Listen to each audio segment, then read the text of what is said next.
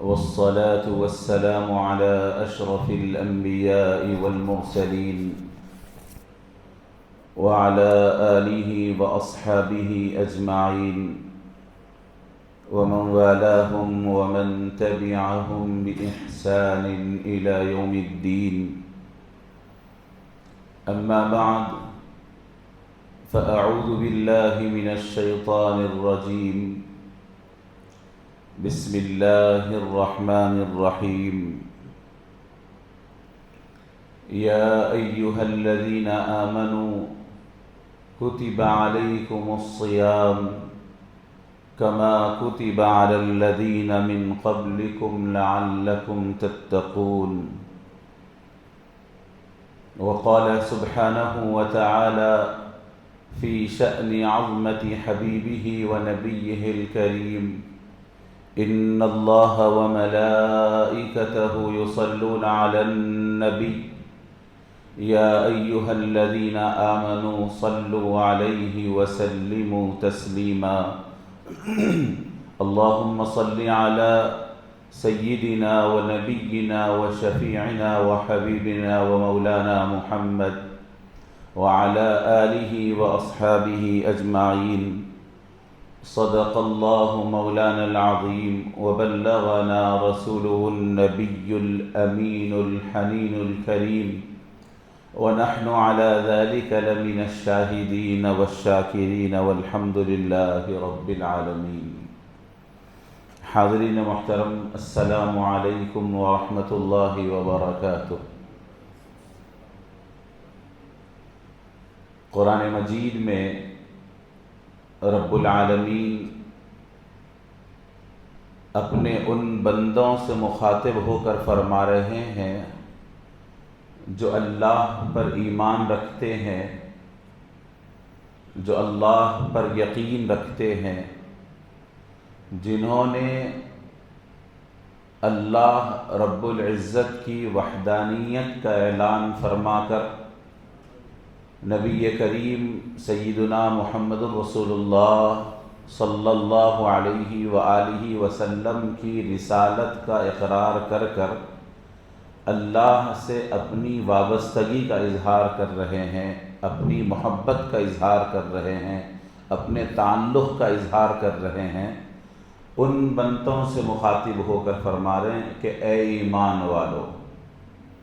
یہ ایمان والو قرآن مجید میں اللہ نے مختلف انداز میں اپنے بندوں کو پکارے ہیں.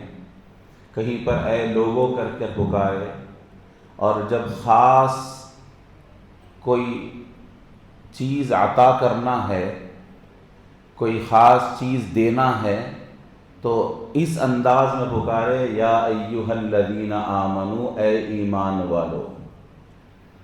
یہ ایمان والوں کا مطلب کیا ہے؟ ہم نے اس کو اتنا آسان انداز میں سن کر اس کے مطلب کو، اس کی گہرائی کو، اس لفظ کی جو خاص کیفیت ہے وہ ہمارے ذہنوں میں، ہمارے تصورات میں نہیں ہے. آپس میں کہتے ہیں ایمان والا بھائی ہے، لوگ کہتے ہیں ایمان والے ہیں، اللہ بھی کہہ رہا یا ایھا الذین آمنو. لیکن یا ایھا الذین آمنو کا مطلب کیا ہے؟ اس لفظ کے اندر اگر آپ اس کی تحقیق میں، اس لفظ کی گہرائی میں اگر جا کر اس کے بعد اللہ کا حکم سن لے تو وہ حکم سننے میں مزہ آئے گا، اس پہ عمل کرنے میں مزہ آئے گا. اس وقت جو آمنو سننے کے بعد والی جو کیفیت رہے گی وہ کیفیت کچھ اور ہوگی. جیسے میں آپ کو مثال دیتے ہوئے آگے بڑھوں، اگر کوئی شخص اپنے بیٹے کو پکارتا ہے، اس کے نام سے بلا رہا ہے، اس کا نام صابر ہے یا اس کا نام زاہد ہے کہ زاہد ادھر آؤ، ذرا ایک گلاس پانی لا دینا، یا کوئی اور کام کے لیے نام لے کے پکار رہا ہے، لیکن پھر وہی شخص اس زاہد کو، صابر کو بجائے زاہد اور صابر کہنے کے اے میرے بیٹے کہہ کے پکار رہا ہے، یا ماں کہہ رہی ہے بیٹے ذرا ادھر آنا، اے میرے بیٹے ادھر آنا، تو جب میرے بیٹے ماں کے منہ سے نکل گیا تو بیٹے کا دل بدل گیا. باپ کے منہ سے نکل گیا تو اس کی کیفیت بدل گئی. اس کو بولنے سے پہلے کیا بولنا ہے خالی میرے بیٹے کہہ دیا تو بیٹا تڑپتا ہوا ہے, ابا جان بتا دو کیا کرنا ہے, آپ نے میرا بیٹا کہہ دیا ہے, اماں جان کہہ دیجیے آپ کے منہ سے میرا بیٹا نکل گیا ہے. تو اسی طریقے سے قرآن میں اللہ ان بندوں کو جو اللہ سے محبت کا اعلان کرنے والے کو ایمان والا کہتے ہیں, جن کے دل میں خدا اس کے رسول کا تعلق ہے اسے ایمان والا کہتے ہیں, جس کے دل میں رسول خدا کی محبت اور خدا کی محبت کا چراغ جل رہا ہے اسے ایمان والا کہتے ہیں. تو جیسے ماں بیٹے کو اے میرے بیٹے کہہ کے پکارتی ہے, رب کائنات اپنے ایمان والے بندوں سے پکار رہا ہے, اے ایمان والو, اے میرے وہ بندو جو میری وحدانیت کا اعلان کر رہے ہو, اے میرے وہ بندو جو میری نبی کی رسالت کا اقرار کر رہے ہو. تو جیسے وہ کیفیت کے ساتھ, وہ محبت کے ساتھ, وہ رشتے کے ساتھ پکار رہا ہے, یا ایھا الذین آمنوا کتب علیکم الصیام, اے ایمان والو. جب کبھی ماں کو بیٹے کو امتحان کی تیاری کروانا ہے, رات میں بٹھا کے کچھ 2 گھنٹے پڑھوانا ہے, تو باپ کہتا بیٹے میرے بیٹے ادھر آ, مجھے اندازہ ہے تو پڑھ رہا ہے لیکن رات میں 2 گھنٹے اور پڑھ لے. تو میرے بیٹے کے ساتھ وہ 2 گھنٹے کی تیاری آسان ہو جاتی ہے, کیونکہ باپ میرا بیٹا کہہ رہا ہے تو اس کو عمل کرنا بھی آسان ہو جاتا ہے. بات دراصل یہ ہے کہ ہم اپنے رب کے پیغام کو نہ پڑھا ہے نہ سمجھا ہے.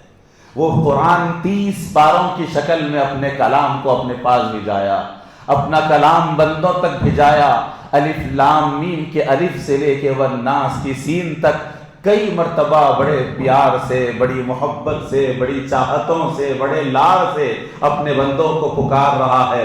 اور جب بھی خدا یہ چاہتا ہے کہ میرا بندہ میرے قریب ہو جائے, اس کے لیے کچھ کام دینا چاہتا ہے, تو یا ایھا الذین آمنوا کہہ کے پکار رہا ہے, یا ایھا الذین آمنوا کہہ کے مخاطب کر رہا ہے.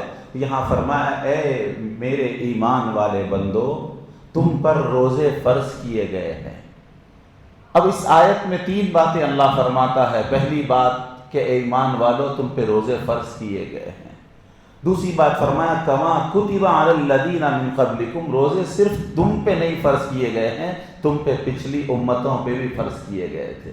ہم نے روزوں کا تعلق سابقہ امتوں پہ بھی رکھا تھا, کما کتب علی الذین من قبلکم. پھر آگے فرمایا لعلکم تتقون, تاکہ تم متقی بن جاؤ, تاکہ تم تقوی والے بن جاؤ, تاکہ تم اللہ سے ڈرنے والے بن جاؤ.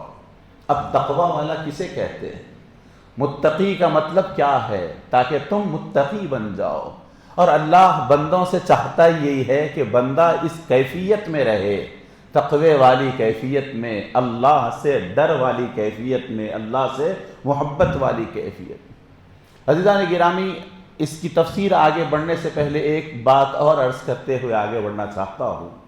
عام طور سے علماء, ائمہ, واعظین, خطباء تقریروں میں کہتے ہیں اللہ سے ڈرو, اللہ سے ڈرو, اللہ سے ڈرو. تو یہ اللہ سے ڈرو کا مطلب کیا ہے؟ کیا اللہ ڈرنے والی چیز ہے؟ کیا اللہ ڈرانے والی چیز ہے؟ بولے نہیں. اس کو بھی سمجھنا ہے. اگر کوئی فرمانبردار بیٹا ہے تو ماں سے ڈرتا ہے کیا؟ باپ سے ڈرتا ہے کیا؟ ڈرتا ہے کس بات پر کہ کہیں میرے سے کوئی ایسی غلطی نہ ہو جائے جس سے میری ماں مجھ سے خفا نہ ہو جائے. ماں مارتی نہیں ہے, بچہ بڑا ہو گیا, اطاعت گزار ہے, مارتی نہیں ہے, لیکن بیٹے کو ڈر لگا ہوا کہ کہیں میرے سے مرضی کے خلاف کوئی کام ہو جائے تو ماں ناراض ہو جائے گی, میرے طرف سے چہرہ پھیر لے گی, میں جا کے سامنے ٹھہروں, اگر سلام کا جواب نہ دے تو میری کیا کیفیت ہوگی, باپ اگر میرے طرف نہ دیکھے تو کیا عالم ہوگا. تو یہ جو ڈر ہے, یہ ڈر خوف کا ڈر نہیں ہے, اس کی محبت اور جو تعلق باپ سے ہے, جو تعلق ماں سے ہے, جو محبت ماں باپ سے ہے, تو میری ماں کہیں ناراض نہ ہو جائے, میرا باپ کہیں ناراض نہ ہو جائے, تو اولیاء کرام ائمہ خطبہ جو اللہ سے ڈرنے والی بات کرتے ہیں اور خدا بھی جو ڈرنے والی بات کرتا ہے، نبی پاک نے بھی جو اللہ سے ڈرنے والی بات کہی ہے وہ یہی ہے کہ بندے تو خدا سے اس لیے مت ڈر کہ وہ ڈرانے والی چیز ہے۔ خدا تو ہر لمحہ فرماتا ہے وہ رحمان ہے، وہ کریم ہے، وہ غفار ہے، وہ ستار ہے، اس کی تو صفتیں ایسی ہے، ہر لمحہ بندے کو چاہتا ہے۔ فرمایا بندے تو میری طرف چل کر آ، میں دوڑ کے آتا ہوں، تو ایک قدم آ، میں 10 قدم آتا ہوں۔ وہ تو ہر وقت بات محبت کی کرتا ہے، ہر وقت بات دل سے تعلق کی کرتا ہے، ہر وقت بات بندے کو جوڑنے کی کرتا ہے۔ اس کو خوف کی بات خدا نے کہیں نہیں کہا، ہاں خوف ہے اس بات کا ہے کہ کہیں میرا پروردگار ناراض نہ ہو جائے۔ یہی چیز اب نماز میں ہر رکعت میں کہتے ہیں، صراط الذین انعمت علیہم، پروردگار سیدھا راستہ ان لوگوں کا عطا کر جن پر تیری رحمت ہوئی ہے، جس پر تیرا انعام ہوا ہے، جسے تو دیکھتا ہے، جو تجھے دیکھتا ہے، جو تیری رضا چاہتے ہیں، اور تو جن کو ہدایت کا راستہ عطا کیا ہے، غیر المغضوب علیہم، مالک ان لوگوں کا راستہ نہ چلانا جس سے تو ناراض ہے، جس سے تو اپنا چہرہ پھیر لیا ہے، جس سے تو اپنا منہ موڑ لیا ہے، ان کا راستہ نہ چلانا۔ تو پتا چلا، اندازہ ہوا کہ خدا سے ڈر والا لفظ جو ہے یہ ڈر اور خوف والا نہیں کہ خدا مارے گا، خدا عذاب دے گا۔ ارے جب محبت بڑھ جاتی ہے نا، عذاب تو بہت دور ہے، عذاب تو بہت دور ہے۔ وہ محبت والا بندہ نافرمانی کرنے ڈرتا ہے کہ میرا رب جس سے میں محبت کرتا ہوں اس کی نافرمانی کیسے کروں، میری ماں جس سے میں چاہتا ہوں، نافرمانی کون سا بیٹا کرتا ہے جس کے دل میں ماں کی محبت نہیں ہوتی؟ نافرمانی کون سا بیٹا کرتا ہے جو باپ کو چاہتا نہیں ہے، باپ کو اپنا ATM مشین سمجھا ہوا ہے، ماں کو ضرورتوں کے لیے کچھ سمجھا ہوا تو وہ نافرمانی کرتا ہے۔ لیکن جس بیٹے کے دل میں ماں باپ کی عظمت اور محبت ہوتی ہے نا، وہ نافرمانی نہیں کرتا، حالانکہ مار کی خوف نہیں۔ تو یہی بات ہے عزیزان گرامی، دراصل بات یہاں یہی ہے کہ حقیقت میں اگر دیکھا جائے تو بندے اور رب کا تعلق محبت کا تعلق، عشق کا تعلق ہے، اور یہ کیفیت جو ہے جو اللہ اور بندے کے ساتھ تعلق، یہ محبت کی کیفیت ہے، اور اسی کا نام ایمان ہے، اسی کا نام زندگی ہے، اور اسی کیفیت کے لیے اللہ نے بندے کو پیدا کیا۔ فرشتہ ہے، فرشتے کے پاس کوئی ایموشنز نہیں، کوئی محبت نہیں، کوئی نفس نہیں، کوئی خواہشات نہیں۔ ہزاروں کروڑوں فرشتے ہیں جب سے بنے ہیں، اس وقت سے کچھ فرشتے سجدے میں ہیں، کچھ رکوع میں ہے، کوئی کچھ ہے، کوئی کچھ ہے۔ کیا فرمایا؟ درد دل کے لیے پیدا کیا انسان کو، ورنہ طاعت کے لیے کچھ کم نہ تھے کروبیاں۔ اطاعت و فرمانبرداری کے لیے تو فرشتے بہت ہے، انسان کو درد دل کے لیے پیدا کیا، محبت کے لیے پیدا کیا، تعلق کے لیے پیدا کیا۔ آپ یہ بندے اور محبت کا، اللہ کا اور بندے کی محبت کا ایک مثال دے کر میں اپنے عنوان پہ آ جاتا ہوں۔ میں بیک گراؤنڈ بنانا چاہتا ہوں۔ قیامت کا دن ہوگا، رب العالمین پوچھیں گے کہ بندے میں بیمار تھا، میرے پاس میری مزاج پوچھنے تو نہیں آیا۔ بندہ حیران ہو کے پوچھے گا پروردگار تیری ذات تو غنی ہے، تیری ذات تو بے نیاز ہے، اور بیماری تیرے لیے ہو ہی نہیں سکتا، تو بیمار نہیں ہو سکتا۔ تو خدا فرمائے گا بندے میرا فلاں بندہ بیمار تھا، تو وہاں جاتا تو مجھے وہاں پاتا۔ آپ سوچئے کون کہتے بیٹا بیمار ہے، رشتہ دار دیکھنے نہیں آئے تو ماں کا دل دکھتا ہے، کہتا ہے میرا بیٹا بیمار تھا تم دیکھنے نہیں آئے، میرے بیٹے کی بیماری میں حالت ہو رہی ہے تم کو اندازہ نہیں، تم پوچھنے آ جاتے۔ یہ بات خدا کہہ رہا ہے کہ میں بیمار تھا، یہ نہیں کہہ رہا کہ میرا فلاں بندہ بیمار تھا، یہ پوچھے گا کہ میں بیمار تھا تو میری عیادت کرنے نہیں آیا۔ بندہ کہے گا مالک تو تو بے نیاز ہے۔ تو اللہ اپنے بندے سے بندے کی بیماری کو اپنی بیماری، پھر کیا فرمایا اس کے بعد؟ تو وہاں جاتا تو مجھے وہاں پاتا، فرمایا یہ میں وہاں ہوتا، بیمار کے پاس اللہ ہوتا۔ تو عرض کرنا یہ ہے کہ اس محبت کو آج ہم سمجھ لے، ہمارے دلوں میں بٹھا لے۔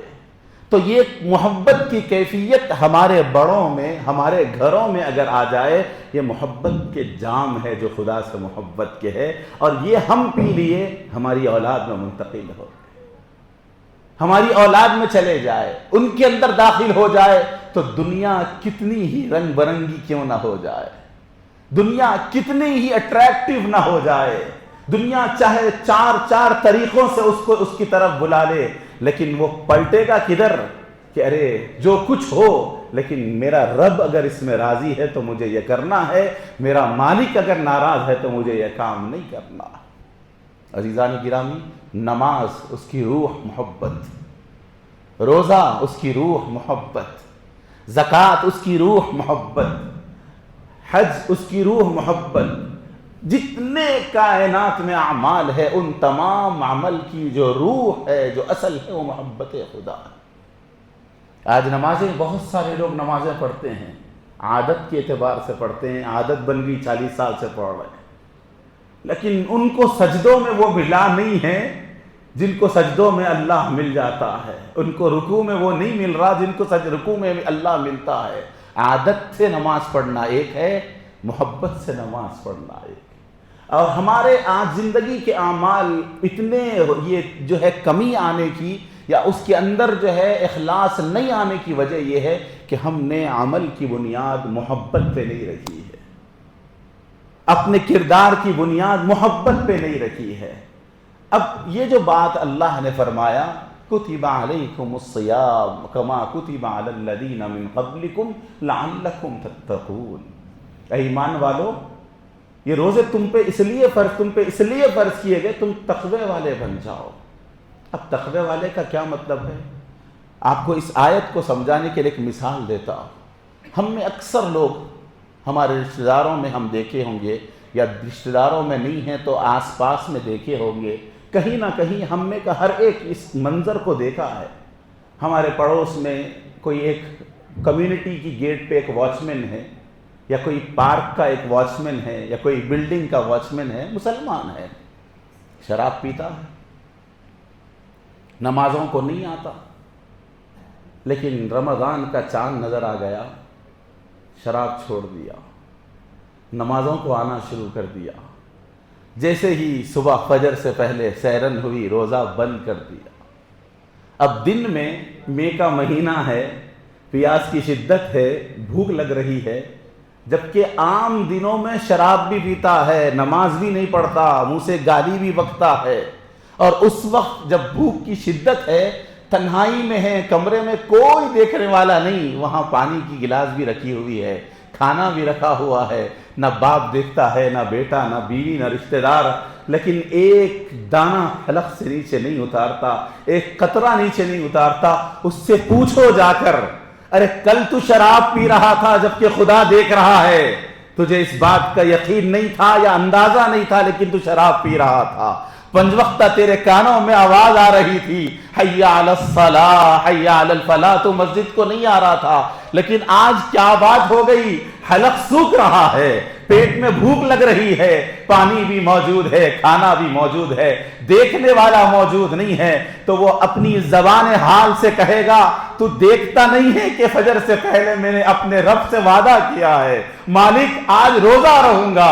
روزے کا مطلب ہے کہ فجر سے پہلے سے مغرب تک بھوکا رہنا، پیاسا رہنا، اپنی خواہش کو نہیں کرنا، پوری نہیں کرنا، یہ اللہ سے وعدہ کیا ہے۔ تو فرمایا بندے رمضان میں تیرا جو تصور ہوتا ہے نا کہ چاہے شرابی کیوں نہ ہو، اس کا تصور ہے کہ میں نے میرے رب سے وعدہ کیا ہے تو نافرمانی نہیں کرنا ہے، حلق سے کوئی چیز نہیں اتارنا ہے، تو لعلکم تتقون، میرے بندو یہ 30 دن تم کو یہ پریکٹس کرائی جا رہی ہے، جیسے رمضان میں تمہارا تصور ہوتا ہے کہ میں دیکھ رہا ہوں، تو ساری زندگی یہ تصور پیدا کر لو، تم جہاں کہیں رہو یہ سوچو کہ تمہارا رب جس سے تم محبت کے دم بھرتے ہو وہ تمہیں دیکھ رہا ہے، ایک لقمہ حرام نیچے نہیں اترے گا، کاروبار میں غلطی نہیں ہوگی، زبان سے جھوٹ نہیں نکلے گا، کسی پہ ظلم نہیں کیا جائے گا، کیونکہ میرے رب سے میں نے وعدہ کیا ہے کہ اچھی زندگی گزاروں گا۔ تو رمضان یہ پریکٹس دینے کے لیے آتا ہے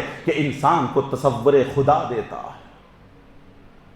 ہر لمحہ خدا کے ساتھ ہونے کا احساس دیتا ہے۔ کیا فرمایا؟ نحن اقرب الیہ منکم ولکن لا تبصرون، نحن اقرب الیہ منکم، لوگو تمہارے سب سے زیادہ قریب میں ہوں، لیکن تم دیکھ نہیں رہے ہو۔ خدا موجود ہے، ہمارے دل میں موجود ہے۔ نحن اقرب الیہ منکم ولکن لا، نحن اقرب الیہ من حبل الورید، الگ الگ انداز میں فرمایا تیری رگے جان سے زیادہ قریب۔ تیرے جسم میں اندر درد ہو رہا ہے، تیری ماں کو اس وقت پتا چلے گا جب تو زبان کھولے گا، تیرے باپ کو اس وقت پتا چلے گا جب تو زبان کھولے گا، کسی کو جس سے تو چاہتا ہے تیرے محبوب کو اس وقت معلوم ہوگا جب تو زبان کھولے گا۔ لیکن مجھے اس وقت ہی پتا ہے ابھی تیری زبان نہیں کھلی، لیکن تیری تکلیف کا مجھے احساس ہے، تیرے پرابلم کا مجھے احساس ہے، تیری دل کی کیفیتوں کا مجھے احساس ہے، کیونکہ میں تیرے ساتھ ہوں۔ عزیزان گرامی، یہ خدا کی ہمارے سنگت میں ہونا، خدا کا ہمارے ساتھ رہنا، خدا کا ہمارے دل و جان رگ جان سے قریب رہنا، یہ تصور عطا کرتا ہے ماہ رمضان۔ یہ تصور ہماری زندگیوں میں رمضان دینے کے لیے آ رہا ہے۔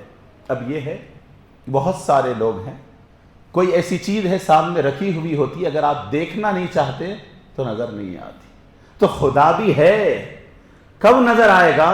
جب میں اس احساس کروں کہ میرے ساتھ میرا خدا ہے، جب احساس کروں۔ اولیاء کرام، صوفیاء عظام بڑی بات لکھتے ہیں کہ بندے، جب تو کوئی گناہ کرتا ہے، کوئی خدا کی نافرمانی کرتا ہے، تو پہلے کمرے میں دیکھتا ہے کہ میری ماں دیکھ رہی ہے یا نہیں دیکھ رہی ہے، باپ دیکھ رہا ہے یا نہیں دیکھ رہا ہے۔ کوئی چھوٹا بچہ بھی کمرے میں ہے تو غلطی نہیں کرتا، تو اپنی غلطی کو بچے سے چھپا رہا ہے، بھائی سے چھپا رہا ہے، پڑوسی سے چھپا رہا ہے، ماں سے چھپا رہا ہے، باپ سے چھپا رہا ہے۔ لیکن خدا کو نہ دکھانے کے لیے کون سا دروازہ بند کرے گا، جبکہ تجھے پتا ہے تیرے ساتھ تیرا رب ہے اور اس کے باوجود تو گناہ کر رہا ہے۔ تو یہ کیوں ہوتا ہے؟ اس کی وجہ کیا ہے؟ تو بتایا گیا اس کی وجہ یہ ہے کہ تصور خدا اور محبت جو ہمارے دل میں اپنے رب سے ہونا چاہیے، وہ نہیں ہونے کی وجہ سے انسان سے خدا کا تصور دور ہٹ جاتا ہے۔ تو ماہ رمضان انسان کو تصور دینے کے لیے، یا ایک دن دو دن نہیں، سابقہ امتوں پر کسی کو ایک دن کا روزہ تھا، کسی کو مہینے میں 3 دن کا روزہ تھا، ہم کو پورا 1 مہینہ روزہ دیا گیا تاکہ انسان پریکٹس کر لے، اور یہ پریکٹس سال بھر اس کی زندگی کے اندر آسانی لانے کے لیے، سال بھر اس کو نیک بنانے کے لیے، سال بھر تصور خدا رکھنے کے لیے دیا گیا ہے۔ عزیزان گرامی، آگے چلتے ہیں۔ فرمایا رسول اللہ صلی اللہ علیہ وآلہ وسلم ارشاد فرماتے ہیں حدیث پاک میں، ان هذا الشهر قد حضركم وفيه ليلة خير من 1000 شهر من حرمها فقد حرم الخير كله ولا يحرم خيرها محروم او كما قال عليه الصلاة والسلام۔ فرمایا دیکھو، یہ بہترین عظیم مہینہ تم پر آیا ہوا ہے، اور اس میں ایک ایسی رات ہے جو 1000 مہینوں سے بہتر ہے، اور فرمایا جو اس مہینے کی خیر سے، اس مہینے کی رحمتوں سے، اس مہینے کی برکتوں سے محروم رہا، تو فرمایا ساری خیر سے، سارے رحمتوں سے وہ محروم رہا۔ اسے کوئی خیر نہیں ملا اگر رمضان کی برکتیں نہیں ملی، اسے کوئی بہتری نہیں ملی اگر رمضان کی بہتری نہیں ملی۔ اور کیا فرمایا؟ اس سے محروم کون ہوتا ہے؟ وہی شخص ہوتا ہے جو محروم ہے، محروم القسمت ہے، جو بالکل محروم ہے، وہی محروم ہوتا ہے۔ ورنہ اللہ کے بندے پیارے، اللہ والے جو اللہ سے محبت کرتے، وہ رمضان کو ضائع ہونے نہیں دیتے۔ حدیث شریف میں دوسری بات، جیسا کہ گزشتہ شب برات کے موقع پہ میں نے حدیث شریف آپ کو سنایا، اللہ کے نبی علیہ السلام منبر شریف پہ چڑھ رہے ہیں، پہلی سیڑھی پہ قدم رکھا، فرمایا آمین، دوسری سیڑھی پہ قدم رکھا، پھر فرمایا آمین، تیسری سیڑھی پہ قدم رکھا، پھر فرمایا آمین۔ صحابہ جب کبھی کوئی نیا عمل رسول اللہ صلی اللہ علیہ وسلم سے دیکھتے تو فوراً سوال کرتے، تاکہ قیامت تک آنے والے ہم گناہگاروں کو علم میں اضافہ ہو جائے، معلوم ہو جائے۔ پوچھتے، یا رسول اللہ آج ایک نیا عمل ہم نے دیکھا، ایک نئی چیز ہم نے دیکھی، کہ آپ ممبر پہ چڑھ رہے تھے تو آمین آمین آمین فرما رہے تھے.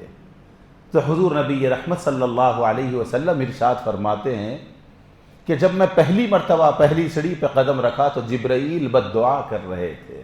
کون ہے جبرائیل؟ ملائکہ کے سردار. اور آمین کہہ رہے ہیں رسول اللہ. کون ہے رسول اللہ؟ انبیاء کے سردار. ادھر فرشتوں کے سردار، ادھر نبیوں کے سردار. بد دعا کہنے والی شخصیت فرشتوں کے سردار ہے. وہ بد دعا کر رہی تھی جب میں پہلی سیڑھی پہ قدم رکھا کہ فرمایا کہ وہ شخص ہلاک ہو جائے، اس کی ناک خاک آلود ہو جائے، جس کو ماہ رمضان ملے وہ عبادت کر کے جنت نہ بنا لے. میں نے کہا آمین. آپ اندازہ فرمائیے اگر کوئی شخص ہے جو رمضان کی قدر نہ کرے، رمضان میں رحمتیں نہ کمائے، اپنی مغفرت نہ کر لی، عبادت نہ کر لی، اس کے لیے جبرائیل ملائکہ کے سردار کی بد دعا ہے. اور آمین کہنے والی ذات انبیاء کے سردار. تو دعا قبول ہونے میں کوئی رکاوٹ ہی نہیں ہمارے لیے ہلاکت کے سوا. ہاں اب معاملہ یہ ہے کہ ہم میں سے اکثر و بیشتر لوگ رمضان کی قدر نہیں کرتے، اور رمضان میں قدر نہ کرنے سے، عبادت نہ کرنے سے جو ہلاکت ہماری زندگی میں آ رہی اس کا احساس بھی نہیں ہے. کیوں نہیں ہے؟ اس کی وجہ کیا ہے؟ بڑی زبردست بات عرض کرتا ہوں، غور سے سن لے. فرمایا ہم یہ سمجھتے ہیں کہ میرا مولا ناراض ہے تو آپ کو دولت نہیں دیتا، یہ سمجھتے ہیں کہ رزق نہیں دیتا، اللہ ناراض ہے اس لیے میرے پاس رزق میں کمی ہے. وہ ایک حصہ ہے. اللہ کسی سے ناراض ہوتا ہے تو رزق میں کمی نہیں کرتا، اللہ ناراض ہوتا ہے تو اپنے در پہ آنے سے رکا دیتا، سجدوں کی توفیق چھین لیتا، عبادت کی توفیق چھین لیتا. آپ کسی سے ناراض ہے تو کیا بولتے؟ بھائی جو کرنا ہے کرو، میرے سامنے مت آؤ. کیا گزرتی اس وقت دل پہ آپ کا دوست یہ کہے ٹھیک ہے بھائی جو ہو گیا ہوگا مگر میرے سامنے نہیں آنا، چہرہ مت دکھاؤ. ماں اگر کہہ دے، اپنا دوست اگر کہہ دے، بھائی اگر کہہ دے میرے سامنے مت آؤ، تو اللہ فرماتے ہیں، حدیث میں آیا بزرگان دین اور فرماتے ہیں کہ اللہ جب ناراض ہوتا ہے تو رزق نہیں کھینچتا، کیونکہ رزق تو چونٹی کو بھی دے رہا ہے. فرمایا کہ اگر اللہ کے پاس اس کائنات کی قدر مچھر کے پر کے کونے کے برابر بھی ہوتی تو کافر کو ایک لقمہ اٹھانے نہیں دیتے اللہ پاک. کافروں کو بھی نواز رہے. دیکھیے جو اللہ کی نافرمانی کر رہا ہے اس کو بھی آج کروڑپتی بنائے ہوئے ہیں. تو آپ اللہ کی رضا کو دنیاوی دولت سے مت تولیے، بلڈنگوں سے مت تولیے، جاہو منزلت سے مت تولیے. یہاں دیکھیے کہ میرے سجدے کتنے ہو رہے ہیں، کون سی نماز میں میرے سے تاخیر ہو رہی ہے، مجھے تہجد کے لیے میرا رب اٹھا رہا ہے نہیں اٹھا رہا. کتنے ہیں لوگ سوتے ہیں اٹھتے ہیں، کتنے ایسے ہیں جن کو اٹھانے کی بھی ضرورت نہیں پڑتی، رات میں خود بخود کھڑے ہو جاتے. بلکہ حدیث شریف ہے، آپ سن لیں. حضور نبی رحمت صلی اللہ علیہ وآلہ وسلم ارشاد فرماتے ہیں، دیکھیے یہ محبتوں کا موسم آ رہا ہے، محبتوں کا سیزن آ رہا ہے، رب سے جڑنے کا سیزن آ رہا ہے. تو یہ رب سے جوڑنے والی باتیں آپ سن لے. رسول اللہ صلی اللہ علیہ وسلم ارشاد فرماتے ہیں کہ جب رات ہو جاتی ہے، سب دنیا کے تقریباً لوگ سو جاتے ہیں، تو آسمان سے تین ٹیم نکلتے ہیں، تین گروپس نکلتے ہیں، فرشتوں کے تین ٹیموں کو اللہ دنیا میں بھیجاتا ہے. ایک ٹیم آتی ہے، یہ دیکھتی ہے کہ کچھ ایسے لوگ جو گناہوں میں لگے ہوئے ہیں، اللہ کی نافرمانیوں میں لگے ہوئے ہیں، تو ان کو ادھر بھگا دیتی ہے ان کے مقاموں پہ، تاکہ یہ وقت اللہ کا اور اس کے محبوب بندوں کا وقت ہے. تنہائی میں کیا ہوتا ہے؟ محبوب ایک دوسرے سے تنہائی میں بات کرتے ہیں، بغیر ڈسٹربنس کے بات کرتے ہیں، کسی کو بیچ میں لائے بغیر بات کرتے ہیں. تو فرمایا جن کی طبیعتوں میں گناہ ہے، جن کی طبیعتوں میں غلطیاں ہیں، جو اللہ کی طرف آنا نہیں چاہتے، ان کو ان کے کاموں میں مصروف کر دیتے ہیں. ایک ٹیم سونے والوں کو اور سلا دیتے، ہاں تم سونا چاہتے ہو سو جاؤ. اور دوسری ٹیم، تیسری ٹیم کا کام یہ ہوتا جن کے دل میں محبت خدا ہے، یہ سوچ کے لیٹتا ہے مالک فجر سے پہلے تھوڑی دیر پہلے اٹھا دیا تو 2 رکعت تہجد پڑھ لوں گا، 4 رکعت تہجد پڑھ لوں گا، کچھ تیری بارگاہ میں رو لوں گا. تو اس سونے والے کو اٹھاتے ہیں فرشتے، کہتے ہیں اے بندے تو نے کہہ کے سویا تھا کہ رب سے گفتگو کرنا ہے، کلام کرنا ہے، راز و نیاز کرنا ہے، اپنی باتیں سنانا ہے، سجدے کرنا ہے، اٹھ جا وہ وقت ہو گیا ہے، رب تیرے سجدے کا انتظار کر رہا ہے، تیری آہو بکا کا انتظار کر رہا ہے، تجھے پکار رہا ہے۔ اب فرشتے ان کو نیند میں سے اٹھا دیتے ہیں، وہ بندے روزہ وضو بنا کر اللہ کی بارگاہ میں ٹھہر جاتے ہیں۔ تو یہ اللہ کا بنایا ہوا نظام ہے۔ بولے آپ چاہو، آپ ارادہ کر لو۔ کیوں؟ کائنات میں ارادے کی طاقت انسان کو عطا کی گئی ہے۔ آپ سے کروڑہ درجے بڑا سورج ہے، ارادے کی طاقت اور اس کی مرضی سے کام کرنے کی طاقت اس کو نہیں دی گئی۔ والشمس تجری لمستقر لها ذلك تقدیر العزیز العلیم۔ یہ سورج کیا ہے؟ اللہ کی حکم پر، تقدیر پر رکا ہوا ہے، ایک دائرہ دیا ہے، یہاں سے نکلو یہاں ڈوب جاؤ، بس یہ اللہ کی مرضی پہ رکا ہوا ہے، حکم ہے۔ چاند آئے چلے جائے، سورج آئے چلے جائے، پوری کائنات کی بڑی سے بڑی چیزوں کو، اتنا بڑا سمندر ہے، خدا کے حکم پہ رکا ہوا ہے۔ لیکن فرمایا انسان تو سمندر نہیں ہے، لیکن سمندر سے بڑی طاقت تیرے پاس ہے۔ تو سورج نہیں ہے لیکن سورج سے بڑی طاقت تیرے پاس ہے۔ تو پہاڑ نہیں ہے لیکن پہاڑ سے بڑی طاقت تجھے عطا کیا ہے۔ پہاڑ پتھر ہے، سمندر پانی ہے، سورج ایک مخلوق ہے، ہم نے تجھے اپنا خلیفہ بنایا ہے، خلیفۃ اللہ فی الارض ہے، تو زمین پہ میرا جانشین ہے۔ جب میری فرما برداری کرے گا تو سورج بھی پلٹ آئے گا، چاند کے بھی ٹکڑے ہوں گے، سمندر بھی رک جائے گا، دریا بھی چلنے لگ جائے گا، تو میرا ہو جا، ساری کائنات تیری ہے۔ تو یہ انسان کو اور خاص طور سے ماہ رمضان اللہ سے تعلق جڑانے کے لیے آ رہا۔ اور عزیزان گرامی، روحانیت، ہمارا جو جسم ہے، انسان کا مطلب ہے روح اور جسم کا مرکب، یعنی دونوں چیزوں کو ملانے کے بعد جو چیز بنتی ہے اس کو انسان کہتے ہیں۔ صرف روح ہے فرشتہ، صرف جسم ہے حیوان، جانور، وہ پورا جسم، ان کو بھی کھانا ہے، پینا ہے، بیوی ہے، بچے ہے، جانوروں میں سب ہے۔ تو ادھر سے حیوانیت زمین سے جوڑنے کے لیے جسم عطا کرے، آسمان والے سے بڑھ کے عرش معلی والے سے جوڑنے کے لیے فَإِذَا سَوَّيْتُهُ وَنَفَخْتُ فِيهِ مِن رُوحِي، میں نے اپنی روح اس کے اندر داخل کر دیا ہے۔ کیوں؟ ارے زمین پہ تو رہے گا لیکن جب میری بات مانے گا تو عرش معلی والے سے تیرا تعلق ہو جائے گا۔ تو یہ انسان کیا ارتقاء ہے، یہ اس کی بلندی ہے، یہ اس کی خدا کے قربت ہے، یہ خدا سے تعلق ہے، اور یہ روح سے ہوتا ہے۔ بزرگان دین صوفیاء کرام فرماتے ہیں جیسے تیرا جسم، ہم جسم کو قوی کرتے ہیں نا، 3 ٹائم کھلاتے ہیں، مرضی میں آیا غذا کھاتے ہیں، وہ ہوٹل میں اچھا ملا وہاں جا کے کھا رہے ہیں، وہ دعوت میں جا کے کھا رہے ہیں، جتنا ملا کھا رہے ہیں، تو قوی کیا ہو رہا؟ جسم ہو رہا۔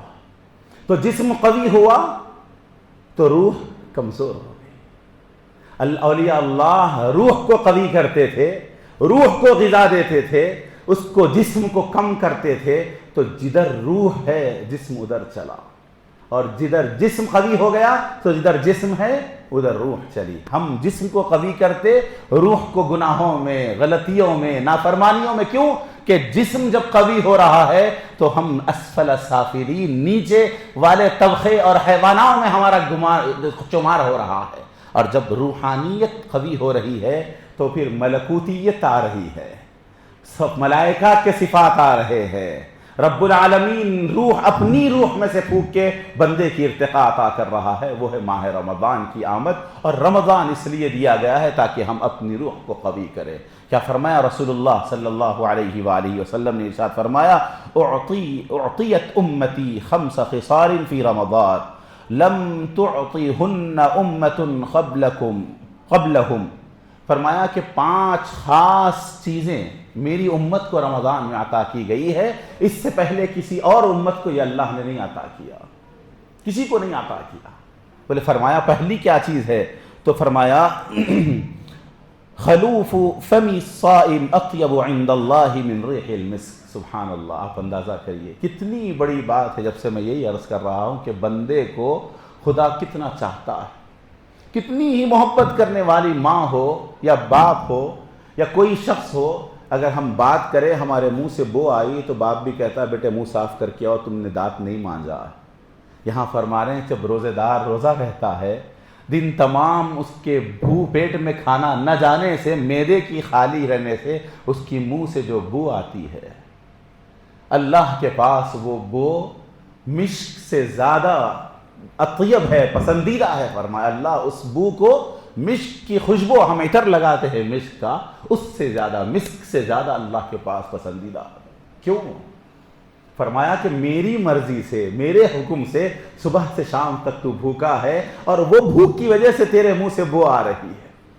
بلکہ کچھ لوگ اس کی ترجمہ کرتے ہوئے بدبو کہتے ہیں، تو مفسرین نے منع کیا ہے، کیونکہ یہ بدبو نہ کہو، اس کو صرف بو کہو۔ اب بو خوشبو بھی ہو سکتی ہے یا بدبو بھی، لیکن روزے دار کے منہ سے جو آ رہی ہے وہ بدبو نہیں ہے، اس لیے کہ تذکرہ بدبو کا نہیں ہے۔ اللہ نے جب کہہ دیا کہ وہ بو میرے لیے روح یعنی کہ مسک کی خوشبو سے زیادہ، تو پہلی چیز یہ کسی کو نہیں ہوا، امت محمدیہ کو، ہم گناہ گاروں کو اللہ نے عطا کیا کہ آپ کے منہ سے جو بو آتی ہے وہ بو اللہ کے پاس مسک سے زیادہ محبوب۔ کتنی بڑی بات!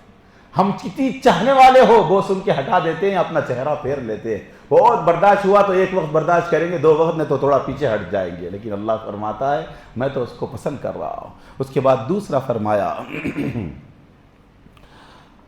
وَتَسْتَغْفِرُ لَهُمُ الْحِيتَانُ حَتَّى يَفْطُرُوا، فرمایا کہ ان کے لیے سمندر کی مچھلیوں کو اللہ استغفار کرنے کا حکم دیتا ہے، یہاں تک کہ وہ افطار نہ کر لے۔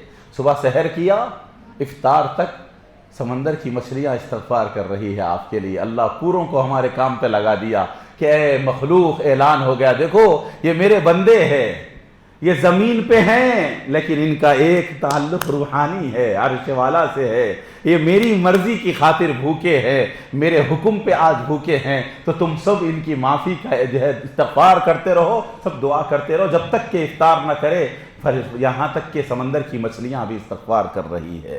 اس کے بعد پھر تیسری چیز فرمایا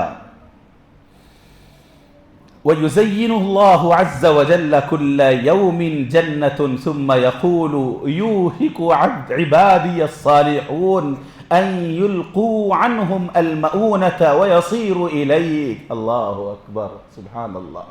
اور فرمایا تیسری چیز، روزانہ پروردگار جنت کو مزین کرتا ہے، ڈیکوریٹ کرتا ہے، آراستہ کرتا ہے، روز جنت کو سجایا جاتا ہے، اور فرماتے ہیں یہ سجانے کا حکم دیے، جنت سجائی جا رہی ہے، ادھر کام چل رہا ہے، اب آپ سجا رہے ہیں اپنا گھر، سامنے والا آ کے پوچھا کیا بات ہے، کیوں سجا رہے ہیں؟ لائٹنگ پڑ رہی ہے، ہاں بولے شادی ہونے والی ہے، ہاں بچے کی بسم اللہ ہے، میرا بچہ قرآن ختم کیا، آپ یہ کہتے ہیں یہاں جنت سجائی جا رہی ہے، اور ادھر اللہ فرماتا یوشک عبادی الصالحون، دیکھو دیکھو میرے بندے اپنے جسم پہ جو دنیا کی مصیبتیں، جو مسائل میں نے ڈالے تھے، اب وہ عنقریب سب چھوڑ کے دوڑے دوڑے جنت میں آنے والے ہیں، میں اس جنت کو ان کے لیے آراستہ کر رہا ہوں، سجا رہا ہوں، اس جنت کو وہ کر رہا ہوں۔ اللہ اکبر۔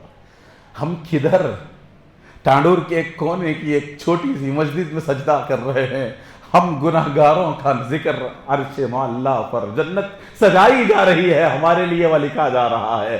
کیا استقبال ہے، کیا معاملہ ہے عزیزان گرامی۔ تو وہ رمضان ہے، اللہ بلا رہا ہے، بندو رمضان آ رہا ہے، کھڑے ہو جاؤ، دل سے ارادہ کر لو کہ اتنے رمضان گزرے ہیں میری زندگی سے، لیکن میری کیفیت بدلی نہیں، روح کی ترقی نہیں ہوئی، یہ معاملہ نہیں ہوا، لیکن اب جو رمضان آئے گا تو پورے ارادے کے ساتھ مالک تیرا میرا تعلق ہو جائے گا، بغیر سجدے کے مجھے چین نہیں آئے گا، روز 2 آیت پڑھے بغیر میری روح کو تسکین نہیں ملے گی، روزے سے ہی مجھے سکون ملنے والا ہے، تیری فرما برداری میرے دل کے اندر ٹھنڈک پہنچانے والی ہے، اور یہ رمضان میں تیرے سے ایسا تعلق بناؤں گا، نہ صرف میرا بناؤں گا، میری بیوی کا بھی بناؤں گا، میرے بچوں کا بھی بناؤں گا، میرا سارا گھر تیرے سے تعلق والا بن جائے گا، کیونکہ عام دنوں میں اللہ سے تعلق پیدا کرنے میں شیطان رکاوٹ بنتا ہے۔ آگے اسی حدیث میں اللہ کے نبی ارشاد فرماتے ہیں، ادھر جنت کو مزین کر رہے ہیں، اب جنت تو مزین ہو گئی، ڈیکوریٹ ہو گئی، بندے عبادت کریں گے تو جنت میں آئیں گے، ان کو روکنے والا کون ہے؟ شیطان ہے جو اللہ سے روک رہا ہے۔ تو فرمایا میرے بندو صرف جنت کو آراستہ نہیں کرا بلکہ تمہارے لیے رکاوٹ نہ بننے کے لیے شیطان کو جکڑ دیا، شیطان کو بند کر دیا۔ آؤ جنت بھی ڈیکوریٹ ہے، جنت بھی آراستہ ہے، اور ادھر شیطان بھی بند ہے۔ سجدہ کرنا بھی آسان ہے، روزہ رہنا بھی آسان ہے، تہجد پڑھنا بھی آسان ہے، تراویح پڑھنا بھی آسان ہے، بیوی کو اٹھا کے تہجد میں ٹھہرا دینا، بچے کو لے کے مسجد میں آ جانا آسان کر دیا۔ جو شیطان میرے پاس قسم کھا کے کہا تھا تیری عزت کی قسم تیرے بندوں کو بھٹکاؤں گا، آج اس کو میں نے جکڑ دیا ہے تاکہ ماہ رمضان کی میری رحمتوں سے برکتوں سے میرا کوئی بندہ محروم نہ ہو جائے، سب عبادتیں کرے اور ترقی حاصل کر لے۔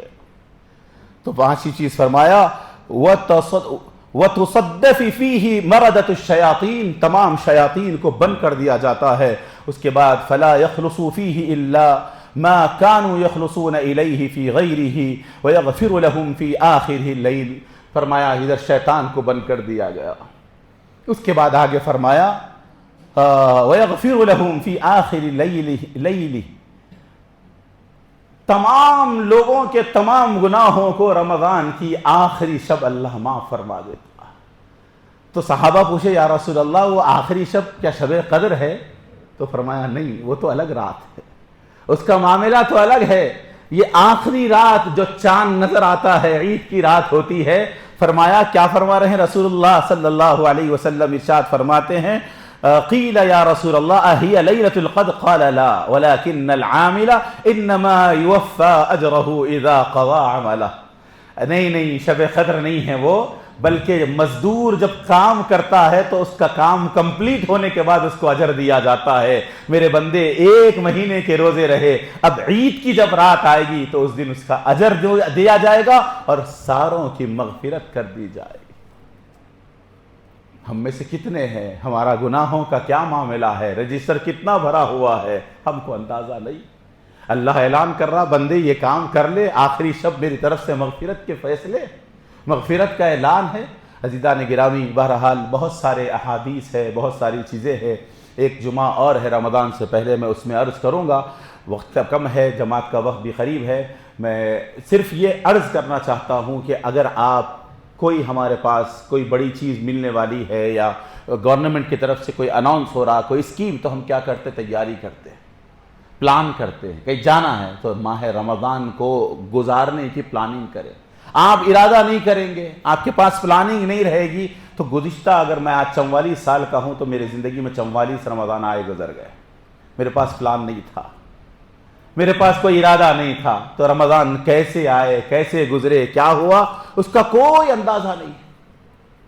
لیکن آج پلان کر لیں، چند دن بچے ہوئے ہیں، اپنی ڈیلی روٹین کو سیٹ کر لیں، عام دنوں میں الگ، رمضان میں الگ، ٹھیک ہے؟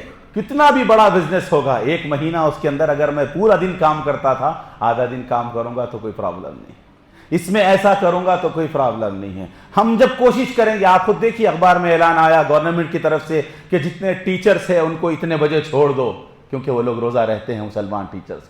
آپ جب ارادہ کرتے ہیں نا تو رب العالمین راستہ بناتا ہے۔ آپ کے دل میں ہی خیال نہیں ہے کہ رمضان آ رہا تو دنیا دار لگے ہوئے ہیں، کوئی حلیم کی بھٹی لگا رہا، کوئی بڑے بڑے جو ہے پتھر کا گوشت بنا رہا، کوئی کبابوں کا اعلان کر رہا، کوئی کپڑوں کا اعلان کر رہا، کوئی کچھ اعلان کر رہا۔ آپ سوچئے مالک فرشتوں کے سامنے کیا کہہ رہے ہوں گے، ارے فرشتوں میرے بندوں کو دیکھو، میں جنت میں ان کا استقبال کر رہا ہوں، یہ کباب کی بھٹی میں، حلیم کی بھٹی میں لگے ہوئے ہیں۔ اس کی پلاننگ وہی ہے، انہیں دہی بڑے میں لگا ہوا ہے تو وہیں پر، انہیں حلیم میں ہے تو وہیں پر، انہیں جہاں ہے تو وہاں ہے۔ ارے ہم اس کے لیے نہیں ہیں۔ رب العالمین ہم کو، ہماری پیدائش پر فرشتے کہہ رہے تھے کیوں پیدا ہوئے، تو فرمایا کیا کہ میں زمین پہ اپنا خلیفہ بنا رہا ہوں اور اسسٹنٹ بنا رہا ہوں، تو اللہ وہ پاور عطا کر رہا۔ تو رمضان آ رہا ہے، ہم میں سے تمام گھروں کے جو ہے جتنے ذمہ دار ہے، پلان کریے کہ تراویح ہماری فلاں مسجد میں ہوگی، اتنے پارے پڑھیں گے، 3 پارے 3 قرآن پڑھیں گے، تہجد کی نماز ہوگی، رات پوری سو رہے ہیں، روز سو رہے ہیں۔ ایک مہینہ اگر آدھی رات سوئے تو کیا جا، ویسے ہمارے نوجوان تو آج سونا چھوڑ دیے، رات پوری چوبچوں پہ، چبوتروں پہ، گلیوں میں، یہاں وہاں پوری رات گزرتے ہیں۔ جیسے اذان ہوئی، اذان کو مؤذن صاحب جا رہے ہیں، دیکھ کے وہ تیرے مؤذن صاحب جا رہے ہیں، اذان دیتے چل گھر کو جا کے سو گئے۔ اللہ اکبر، اللہ اکبر۔ رمضان آ رہا ہے، پلان کریے، ارادہ کریے، اپنے آپ کو چینج کریے۔ شیطان اذان سن کے شیطان جاتا ہے، خدا کا بندہ نہیں جاتا۔ وہ تو آتا ہے، بلاوا آ رہا ہے، حی علی الصلاح، کامیابی کی طرف، اذان کی مؤذن جا رہا، جا کے سو رہے ہیں اور دن میں بیٹھ کے رو رہے ہیں، ارے یار بزنس میں لاس ہو گیا، میں فلاں پیپر میں فیل ہو گیا، بڑا کی کمپنی تھی ایسی ہو گئی، میرے پاس پیسے نہیں ہیں، بچی بہن کی شادی کا کیا کروں، گاڑی نہیں ہے. کہاں سے آئے گا؟ کدھر سے آئے گا؟ اللہ تو بلا رہا حی علی الصلاح، نماز کو آؤ، حی علی الفلاح، کامیابی کو آؤ. تو بہرحال عزیزان گرامی باتیں بہت ہے، ارادہ کریں رمضان کیسے گزارنا ہے، رمضان کا پریپریشن کیا کرنا ہے، رمضان کس انداز میں ہم کو گزارنا ہے، اس کی نیت کرے، پریپریشن کرے. اس کے لیے ایک اہم چیز میں آپ کو بتا رہا ہوں کہ اس مسجد میں انشاءاللہ نماز کون سی؟ مغرب کے بعد روزانہ آج ہی سے روزانہ مغرب کے بعد سے 8 دن کا ایک کورس رکھا گیا جس میں آپ کو رمضان کی تیاری سکھائی جائے گی. رمضان کیسے گزارنا ہے وہ آپ کو بتلایا جائے گا. آپ میں جو نماز میں صورتیں پڑتی ہے، آپ کو 10 صورتیں یاد ہے، وہ 10 صورتوں میں جہاں جہاں تجوید کی غلطی جا رہی ہے، اس کے اندر تلفظ کی غلطی ہو رہی ہے، ایکسنٹ پروننسیشن صحیح نہیں ہے، تو وہ سکھایا جائے گا. ہم کو پتہ نہیں، ہم کو معلوم نہیں، کئی ایسی غلطیاں ہیں جہاں پر ہم چھوٹا سا ایک لفظ صراط الذین انعمت علیہم نہیں معلوم ہے. اللہ ان لوگوں کا راستہ جس پہ تو نے انعام کیا، انعمت علیہم کو انعمت علیہم بول دیے تو میں نے انعام کیا، معنی بدل گیا. تو ہم اپنی دنیاوی معاملے میں بچوں کو کالج پڑھاتے، ڈگری کمپلیٹ کرنے کے بعد پرسنالٹی ڈیولپمنٹ کی کلاس میں ڈالتے ہیں، ایکسنٹ اور پروننسیشن سکھاتے ہیں. قرآن زیادہ حق رکھتا ہے کہ آپ اس کا تلفظ سیدھا کریں. تو یہ ایک اچھی اپارچونٹی ہے، بہترین آپ کے لیے موقع ہے. آپ یہاں پر ایک مولانا کا جو ہے اپوائنٹ کیا گیا ہے، آپ میں سے ہر ایک کوشش کرے اپنے نوجوانوں کو، بڑوں کو مغرب کے بعد صرف 1 گھنٹہ 8 دن کا کورس، آپ کی صورتیں ٹھیک کی جائے گی، رمضان کی دعائیں سکھائی جائیں گی. رمضان پریپریشن کورس کے نام سے ہے، جتنے ہو سکے تشریف لائے. یہ ایک بہت بڑی چیز ہے. اللہ تذکرہ کریں گا، دیکھو میں رمضان کے لیے یہ کر رہا ہوں، میرے بندے رمضان کے لیے یہ کر رہے ہیں. سبحان اللہ. ہم یہاں بیٹھے ہیں، تذکرہ آسمان پہ ہو رہا ہے، ہمارا نام لے لے کے اللہ وہاں تذکرہ کرتا ہے. تو ہماری تیاری کے لیے آئیے، یہاں پر سیکھیے اور رمضان کو اچھے گزارنے کی کوشش کریں تاکہ رمضان کی رحمتیں، برکتیں. دیکھیے آخری حدیث کیا فرمایا؟ رمضان اولہ مغفرہ رحمہ واوسطہ مغفرہ وآخرہ والعتق من النیران او کما قال علیہ الصلاۃ والسلام. دیکھو رمضان کا پہلا عشرہ رحمت کا، 10 دن، دوسرے 10 دن مغفرت کے، تیسرے 10 دن دوزخ سے آزادی. دوزخ سے آزاد کب ہوتا انسان؟ مغفرت ہوئی تو ہوتا. مغفرت کب ہوتی؟ اللہ کی رحمت ملی تو ہوتی. رحمت کب ملتی؟ رحمت کے مستحق بنے تو، رحمت کے قابل بنے تو. پہلے 10 دن سے پہلے تیاری کر کے اتنی عبادت کرے کہ خوب رحمت مل جائے. ادھر رحمت ملے گی تو مغفرت ہوگی، مغفرت ہوگی تو پھر دوزخ سے آزادی ہوگی. اللہ سے دعا ہے کہ مولا عمل کی توفیق نصیب فرمائے. پروردگار وہ کام لے لے جو تجھ کو راضی کرنے والا ہے، وہ کام چھڑا دے جو تجھے ناراض کرنے والا ہے. ہمارا شمار ان لوگوں میں فرما جن سے اسلام کی بلندی ہوئی ہو، ہمارا شمار ان لوگوں میں نہ فرما جن سے اسلام کا نقصان ہوا ہو. صلی اللہ علی سیدنا محمد و آلہ و صحبہ اجمعین. الحمد للہ رب العالمین.